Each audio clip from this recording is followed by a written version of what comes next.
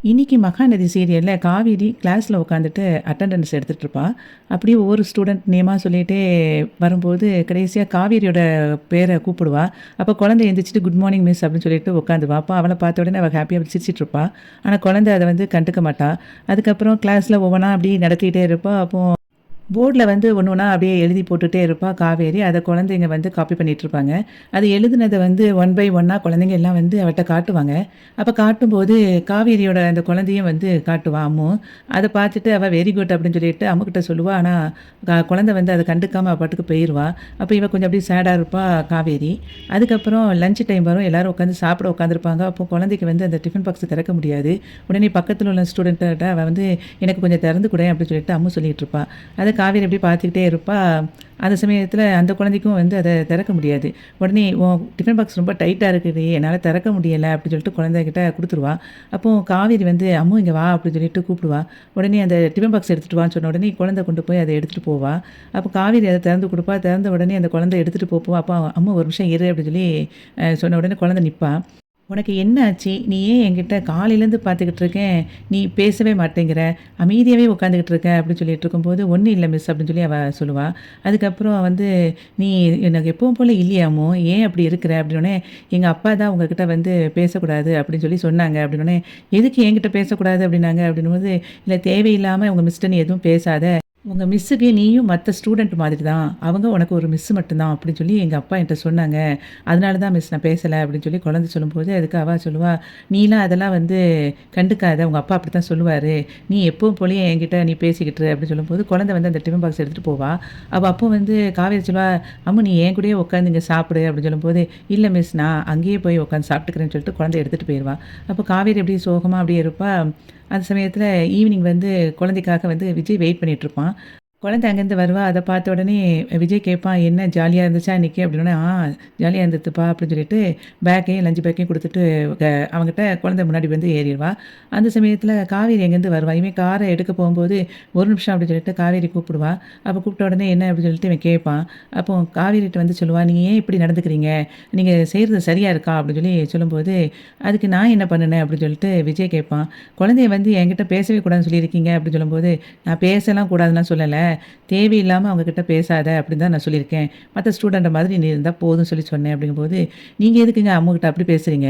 அம்முக்கிட்ட எப்படி பேசணும் பேசக்கூடாதுங்கிறத நீங்கள் ஏன் சொல்கிறீங்க?" அப்படிங்கும்போது, "இங்கே பாருங்கள், உங்களுக்கு வந்து அவள் ஸ்டூடெண்ட்டு, ஆனால் அவள் எனக்கு குழந்தை, அவள் லைஃப்பில் எப்படி இருக்கணும் அப்படிங்கிறத நான் தான் டிசைட் பண்ணணும். அவள் வந்து தேவையில்லாமல் சில கற்பனைகளை வளர்த்துக்கிட்டு அவள் கஷ்டப்பட்டுட்ருக்கா, அது தொடர்ந்து நடக்கக்கூடாதுங்கிறதுக்காகத்தான் நான் இந்த முடிவை எடுத்திருக்கேன்.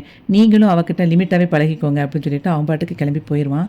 காவேரி வந்து வீட்டுக்கு வந்துக்கிட்டு இருப்பா. அப்போ அவங்க வீட்டில் வாசலில் வந்து ஒரு ஆட்டோ நிற்கும். அப்போ அந்த ஆட்டோக்காரர் சொல்லுவார், "இங்கே நீங்கள் தானே ஆட்டோ புக் பண்ணீங்க?" அப்படின்னு சொல்லி கேட்கும்போது, "இல்லையே நான் பண்ணவே இல்லையே" அப்படின்னு சொல்லி அவள் சொல்லுவாள்.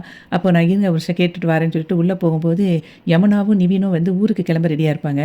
"என்ன அதுக்குள்ளே கிளம்பிட்டீங்கன்னு?" "இல்லை எங்களுக்கு கொஞ்சம் வேலை இருக்குது, நாங்கள் அந்த வேலையை முடிச்சுட்டு அடுத்த வாரம் வாரோம், இப்போ நாங்கள் கிளம்புறோம்" அப்படின்னு சொல்லிட்டு அவங்க 2 பேரும் கிளம்பி போயிடுவாங்க. அப்போது உள்ளே வந்து நர்மதா அப்படியே ரொம்ப ஒரு மாதிரி அப்செட்டாகவே இருப்பாள். காவேரி பேச பேச அவளும் ஒன்றும் பேச மாட்டா. அவங்க 2 பேரும் ஊருக்கு போகும்போது வழி அனுப்பவும் வரமாட்டா. இதை காவேரி இப்படி நோட் பண்ணிகிட்டே இருப்பா. அதுக்கப்புறம் கங்கா கிட்ட கேட்பா, "ஏன் நர்மதா ஒரு மாதிரி இருக்கா?" அப்படின்னு. அதுக்கு நான் கங்கா சொல்லுவா, "இவ காலையிலேருந்தே இப்படி தான் அப்செட்டாக இருக்கா, கேட்டா ஒன்றுமே சொல்ல மாட்டேங்கிறா" அப்படின்னு சொல்லும்போது, காவேரி கேட்பா, "ஏன் நர்மதா" அப்படின்னு கூப்பிடும்போது அவள் கண்டுக்காமல் இருப்பா. அதுக்கப்புறம், "ஏடி உன்னைய தான் கூப்பிட்டுட்டே இருக்கோம், என்ன யோசிச்சுக்கிட்டே இருக்க?" அப்படின்னோடனே, "இல்லைக்கா ஒன்றும் இல்லை" அப்படின்னு சொல்லி சொல்லுவா. "ஒன்றும் இல்லையா?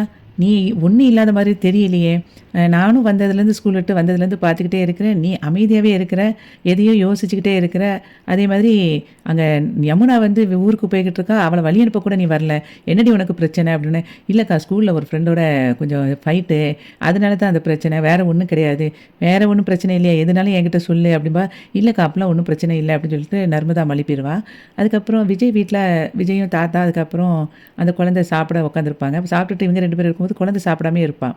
அப்போ விஜய் கேட்பான், "ஏன் அம்மு சாப்பிடாம இருக்க? சாப்பிடு" அப்படிங்கும்போது, "ஸ்கூலில் இன்றைக்கி மதியம் சாப்பிடும்போது எனக்கு லஞ்ச் பாக்ஸை திறக்க முடியலை, அப்போ மிஸ்ஸு தான் என்னை கூப்பிட்டு எனக்கு லஞ்ச் பாக்ஸை திறந்து கொடுத்தாங்க, அந்த சமயத்தில் நீ ஏன் என்கிட்ட பேசவே மாட்டேக்க அப்படின்னு சொல்லி மிஸ்ஸு கேட்டாங்க, நானும் நீங்கள் பேசக்கூடாது அப்படின்னு சொன்னதை சொன்னேன்னா, மிஸ்ஸு ரொம்ப வந்து ஃபீல் பண்ணாங்கப்பா, அவங்க என்னை விட்ட பேசாமல் இருக்கிறத நினச்சி அவங்க ரொம்ப கஷ்டப்பட்டாங்க, எனக்கும் மிஸ்ஸை பார்த்த உடனே ரொம்ப கஷ்டமாக இருந்தது" அப்படின்னு சொல்லி குழந்தை சொல்லுவாள். "மிஸ்ஸை பார்க்கவே பாவமாக இருந்ததுப்பா" அப்படின்னு சொல்லி குழந்தை சொல்லும்போது, அதுக்கு வந்து விஜய் சொல்லுவான், அம்மு, நீ தேவையில்லாம எதையும் யோசிக்கக்கூடாது. புரியுதா? நீ இப்போ எப்படி இருக்கியோ, அதே மாதிரி தான் நீ இப்பவும் இருக்கணும். நீ தேவையில்லாம எதையாவது யோசிச்சு குழப்பிக்கிட்டு இருக்கக்கூடாது. சரியா அம்மு? அப்படின்னு சொல்லிட்டு, செல்வி அக்கா கொஞ்சம் இங்க வாங்க.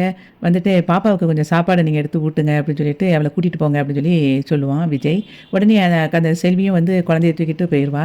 அப்போ அவங்க தாத்தா சொல்லுவாரு, "ஏன்டா அவகிட்ட இப்படி பண்ணிக்கிட்டு இருக்க? பாவம் குழந்தை என்ன பண்ணுவா?" அப்படின்னு சொல்லும்போது, "இல்ல தாத்தா, நான் வந்து காவேரியை எப்படியாவது கல்யாணம் முடிச்சிடலாம் அப்படின்னு சொல்லிட்டு நினச்சிட்டு இருந்தேன். ஆனா அது வந்து நடக்காதுன்னு தெரிஞ்சு போச்சு. அவ என்னைய நல்லா புரிஞ்சுகிட்டு கல்யாணம் முடிப்பான்னு பார்த்தா, அப்படின்னா கூட அவளுக்கு வந்து மனசு வரமாட்டேங்குது. அப்படிங்கும்போது நான் என் மனச இப்போ வந்து மாத்திக்கிட்டேன். சரி எதா இருந்தாலும் பரவால்ல பார்த்துக்கலான்னு. ஆனா குழந்தையும் அதே மாரி கண்டிஷனுக்கு இப்போ ஒரு மாதிரி பிரச்சனையில இருக்கா. அப்ப அவளையும் நான் வந்து தயார்படுத்தணும்ல என்னைய மாதிரி. அதுக்காக தான் இந்த மாரி பண்ணிட்டுருக்கேன்.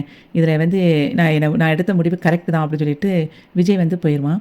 அப்புறம் நைட்டு வந்து கங்கா தூங்கிக்கிட்டு இருக்கும்போது இடையில தண்ணி குடிக்க எந்திரிச்சு வருவா. அப்போ வந்து நர்மதா வந்து யார்ட்டயோ ரொம்ப சீரியஸா பேசிட்டு இருப்பா.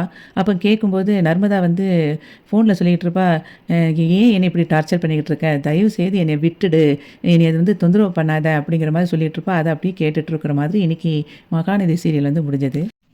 வீடியோவுக்கு ஒரு லைக் குடுத்து சேனல சப்ஸ்கிரைப் பண்ணுங்க. நன்றி.